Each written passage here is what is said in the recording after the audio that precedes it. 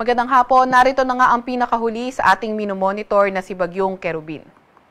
Yung low pressure area nga na minomonitor natin noong mga nakaraang araw ay kanina alas 2 ng hapon ay lumakas na at ito ay naging isang ganap na bagyo. Binigyan natin ito ng local name na Kerubin. As of 4 p.m. yung kanyang sentro ay nasa may layong 215 kilometers southeast ng Davao City. Ito ay nagtataglay ng lakas na hangin na 45 kilometers per hour malapit sa sentro at bugso na abot sa 55 kilometers per hour. Kumikilos sa direksyong southwest ng mabagal. Ito ngang si Bagyong Kerubin mostly nakakaapekto na sa Visayas at Mindanao area. Kaya kailangan doble ingat sa mga lugar na yan, lalo na yung may mga weather advisory na lugar.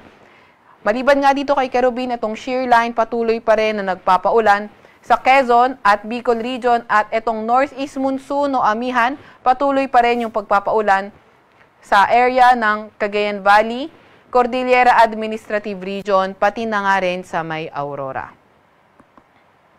Dahil nga kay Bagyong Kerubin at shear line, meron tayong nilabas na weather advisory. So ngayong araw hanggang bukas ng hapon, asahan natin yung heavy to intense na mga pag-ulan sa Dinagat Islands, Surigao del Norte, Surigao del Sur, at sa may Davao Oriental. Kapag heavy to intense rains, posible yung 100 to 200 millimeters na mga pag-ulan. So numerous flooding events likely, lalo na sa mga area na urbanized, low-lying or near rivers. Landslides, likely rin sa mga moderate to highly susceptible areas.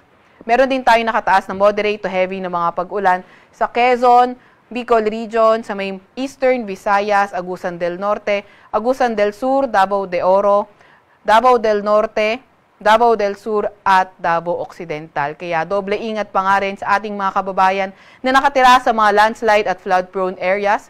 Dahil kapag moderate to heavy yung mga pag-ulan, localized flooding, posible mainly sa mga urbanized, low-lying or near rivers at landslides, posible sa mga highly susceptible areas. Bukas naman ng hapon hanggang Thursday ng hapon, heavy to intense na mga pag-ulan, posible sa may area malaking bahagi ng Eastern Visayas, Dinagat Island, Surigao del Norte at Surigao del Sur. Samantalang moderate to heavy na mga pag-ulan, posible pa rin sa Quezon, Bicol Region, malaking bahagi ng Visayas, particularly sa Cebu, Bohol, Siquijor, Negros Occidental, Negros Oriental. Kaya ingat lalo sa mga areas malapit sa Mount Canlaon dahil posible nga yung lahar kapag nagkaroon ng mga malalakas na pag-ulan. Moderate to heavy na pag-ulan din sa Camiguin, Agusan del Norte, Agusan del Sur, Davao de Oro, Davao del Norte, Davao Oriental, Davao del Sur, Davao Occidental, Misamis Occidental, Bukidnon, Misamis Occidental, at Lanao del Norte.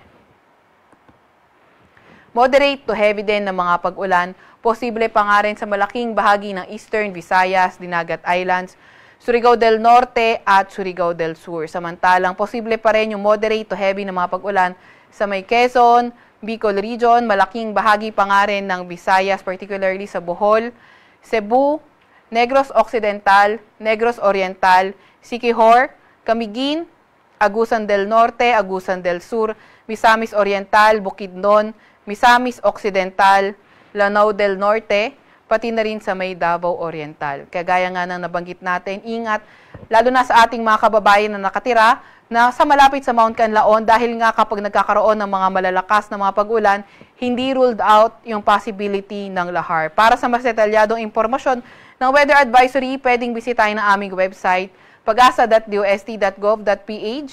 Under weather, may kita natin ang weather advisory.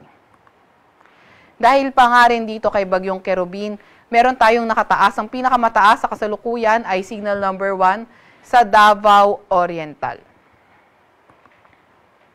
Ito naman yung nakikita nga nating track netong si Bagyong Kerubin. So inaasahan nga natin, nakikita natin pagdating bukas around 2 p.m. posible nga itong humina at maging isang remnant low na lamang. Pero regardless, kahit humina ito at maging isang low pressure area, posible pa rin itong mag-traverse sa Mindanao area at Palawan area tomorrow to Sunday afternoon. At nakikita nga natin na posibleng lumapit ito sa area ng Mount Canlaon around Friday to Saturday. So, sa mga araw na yon, kailangan lalong mag-ingat ng mga kababayan natin sa mga lugar na yon dahil nga posible pa nga rin yung lahar. kagaya nga na nabanggit natin ay posibleng by tomorrow ay maging isang remnant low na lang itong si Kerubin. Pero posible pa rin itong mag-re-intensify into a tropical depression pagkatapos mag-traverse sa Mindanao habang papunta sa may Palawan area.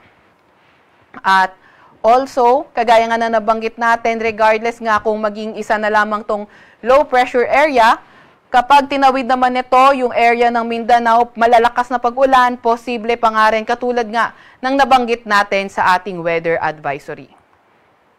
Yun nga po, kagaya na nabanggit, inuulit natin na kahit maging low pressure area na lang si Kerubin, ay posible pa rin magdala ng mga malalakas na pag-ulan, kaya palagi pa rin tayo makikoordinate sa ating mga DRR officers. Para naman sa lagay ng ating karagatan, wala pa rin naman tayong nakataas na gale warning sa kahit na anong dagat baybay ng ating bansa. Pero pinag-iingat pa nga rin natin yung papalaot sa Northern Luzon at silangang bahagi ng ating karagatan dahil posible pa nga rin yung katamtaman hanggang sa maalon na lagay ng ating karagatan. At yan nga muna ang pinakahuli sa Bagyong Kerubin. At para sa ating social media accounts, pwede nyo i-follow at i-like ang aming Facebook at X page, DOST_Pag-asa. Mag-subscribe sa aming YouTube channel, DOST-Pag-asa Weather Report. At para sa mas detalyadong impormasyon, bisitahin na aming website, pag-asa.dost.gov.ph. At yan nga muna ang latest mula sa Weather Forecasting Center ng Pag-asa, Veronica Torres.